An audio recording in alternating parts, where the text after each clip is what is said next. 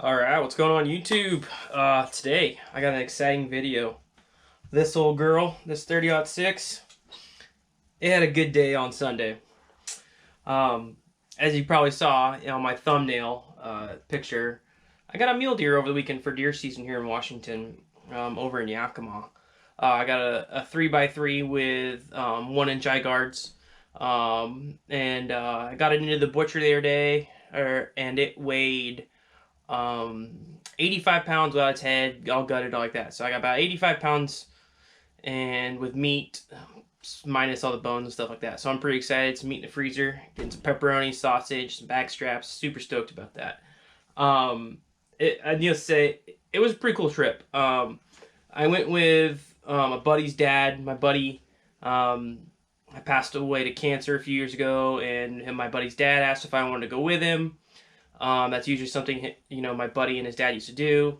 And so my buddy's dad asked, "Hey, you want to go deer hunting with me?" So I did. It was pretty cool. It was nice of him to share that kind of experience with me. So I really appreciated him inviting me. So that was just an awesome. It would have been an awesome trip without a deer. We were gone for 3 days. We left on Thursday evening. Got to our campsite on Friday. Did a bunch of scouting. And didn't see anything. I saw tons of elk. I'll roll in some pictures of some elk I saw. They're off in distance. Yeah. Saw elk on Friday. Bunch of skeletons laying around from probably people shooting the year before, or calves being taken when they're being born and stuff. But so Saturday morning rolls around, opening day. Head out. I don't see anything all day. Put in basically 11 miles hiking, and didn't see anything all day. I put in 11 miles that morning, I should say, and so we went back to the campsite, had lunch. Sorry, my dog is like whining. I'm gonna let him out real quick. Actually, he's driving me nuts.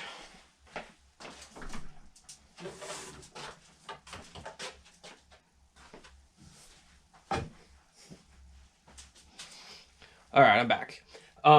So anyway, so Saturday, went back to campsite, had lunch, kind of hung out midday around 2-3 o'clock. Took a little break, got off my feet, and I headed back out and actually went to a different area. And the area I went to had a lot higher sage. The sage was about 4 or 5 feet tall, but I feel like that'd be a lot more where I would see the deer than what I was seeing on the east side kind of area of our camp. And so it was very interesting, seeing tons of sign of elk everywhere, but not a whole lot of deer sign. But I hiked around for about an hour, and it's right before dusk. I started hearing the elk bugling. It was one of the coolest things ever. I sat down on the top of a ridge and started glassing, and sure enough, across the ridge is this huge bull elk over there, bugling away. But he's got like 30 cows just hanging out with him. So, typical male wants a little more action from somewhere else, right? Kind of thing. But it was hilarious. You could see there was down in the valley, you could see a bunch more cows down there, and they're answering back and slowly making their way up. And it was just one of the coolest things. I've never seen that in person. I've heard it, I've watched it on TV, but it was just super awesome. But I was pretty bummed not seeing deer all day. But like I said, once again, we I saw those elk, and that was kind of made it worth it for that day. But obviously my goal is to get a deer. So Sunday morning, woke up, had breakfast, and I wasn't feeling real motivated to get out since I hadn't seen deer in 2 days. Not a whole lot of sign. But guy I was with, Willie, he goes, "You know what? Just go head out for a couple hours. I'll pack up camp, and we'll head back this afternoon when you get back." And so I get out in the brush. And on the side that actually I went to, same side I went on Sunday evening. And within 15 minutes of leaving camp, I'm walking, and all of a sudden I see on the ridge just some antlers going across the ridge. And that's all I can kind of see. And it was, sun's coming up. I can see these antlers, and I couldn't really see his body. He was kind of being hid by the sage. And so I kind of started walking a little farther forward. And he finally comes down off the ridge, and I can see him because he's backlit against the rest of the hill. and I get my rangefinder out. I range him, and he's at 315. And I was like, okay, I kind of like to get a little closer. I can make that shot, but I kind of like to get closer. So I kind of creep him forward, nice and slow, and he notices me, and so he moves about 15 yards, and then I move 5 yards, and he moves a little further. So basically, he kept moving every time I moved, and I was like, I better sit down, get a good look at him, make sure he's a 3-point buck, because on the east side of Washington, you got to be 3 points or better. And I sat down, got binoculars on him, and sure enough, 3-point with the 1-inch eye guards, he he just stood there for a while, and I was like, I'm gonna range him.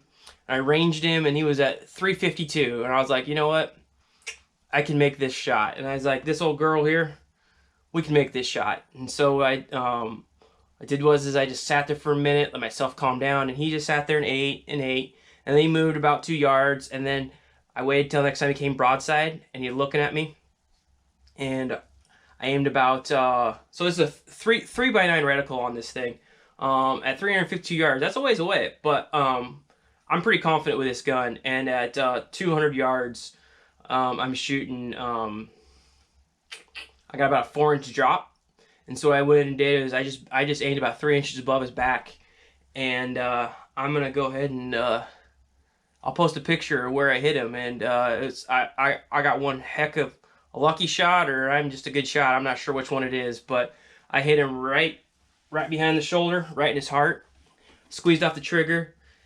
You can always tell when you hit that animal, right? It makes a thump sound. He arches his back, runs about 10 yards, 15 yards down into the brush and down. And I'll tell you what, man, my heart was pumping. I'm by myself. I got no one to guide me to this thing.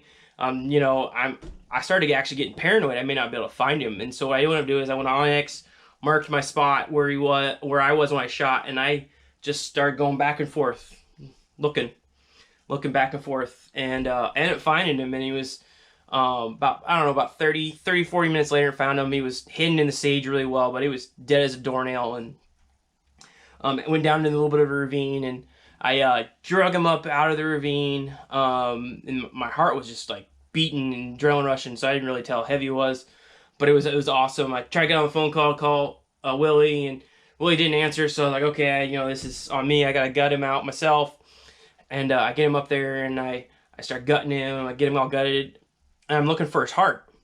That bullet, this Barnes bullet right here. Oh, by the way, that's what I was using. 165 grain. The TSX is BT's bullet tails. This bullet right here is what I hit him. Not this specific bullet, but this brand of bullet in these type. That thing went through right here, hit him right here, through one of his lungs, and obliterated his heart. I couldn't even tell where his heart was. It was just hamburger inside of there. And actually, I thought I was going to lose a lot of the other side bullet coming out. Nope, bullet passed through his chest. So I don't know if when he turned, when he was quarter towards me or broadside towards me, he wasn't quite broadside. Maybe it went at a little bit of an angle, but it left one heck of a entry wound, which was pretty impressive. But the exit wound wasn't massive. It was just right here in his chest, and so I'm a little bummed I didn't recover the bullet. But yeah, it was just a great experience.